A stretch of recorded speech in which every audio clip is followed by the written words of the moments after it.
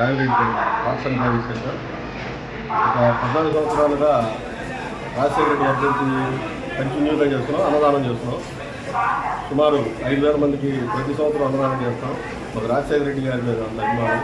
14 సంవత్సరాల నుంచి కూడా 5,000 మంది, సుమారు 5,000 మందికి అన్నదానం ఏర్పాటు చేస్తున్నాం.